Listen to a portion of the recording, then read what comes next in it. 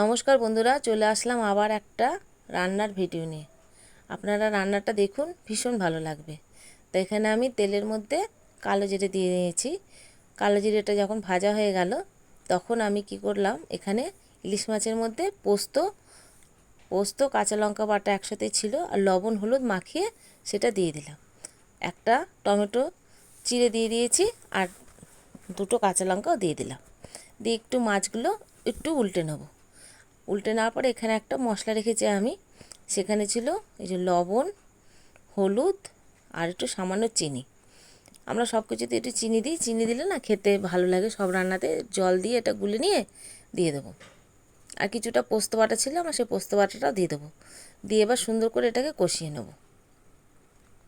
যখন কষানো হয়ে যাবে, তেলটা যখন ছেড়ে দেবে এখান থেকে, তখন আমি বেগুনটা না আগের থেকে ভেজে রেখে দিয়েছি। বেগুনটা, সেই বেগুনটাও আমি দেবো। আজকে ইলিশ মাছ দিয়ে বেগুন দিয়ে ঝোল করব। তো দেখুন আমার মশলাটা কিন্তু কষা হয়ে গেছে। মশলা বলতে তো দেখলেনই, সামান্য লবণ, হলুদ আর মিষ্টি, আর ছিল এই যে টমেটো দিয়েছিলাম, আর সামান্য একটু পোস্ত বাটা দিয়েছিলাম। এবার আমি বেগুনগুলো দিয়ে দেবো। দিয়ে পরিমাণ মতন অল্প করে জল দিয়ে দেবো। যেহেতু 2 পিস মাছ, তো বেশি তো আর ঝোল করা যাবে না, অল্প করে ঝোল করতে হবে। আর ইলিশ মাছ তো মানে ভাজতে ভাজতেই সেদ্ধ হয়ে যায়। ইলিশ মাছ বেশি সেদ্ধ করার দরকার হয় না, নরম মাছ। এই দেখুন অল্প করে জল দিলাম। এবার একটু ঢাকা দিয়ে রাখবো, মাছটা হয়ে যাবে। কিন্তু খুব ভালো হয়েছিল খেতে। এরকম করে বেগুন দিয়ে ইলিশ মাছের ঝোল খেতে খুবই ভালো লাগে।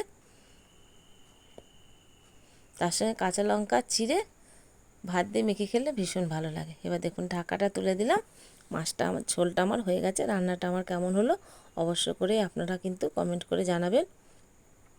আপনাদের থেকে অনেক সুন্দর সুন্দর কমেন্ট পাই, আমার ভীষণ ভীষণ ভালো লাগে। তা রাখি এখনকার মতন। সবাই খুব ভালো থাকবেন, টাটা।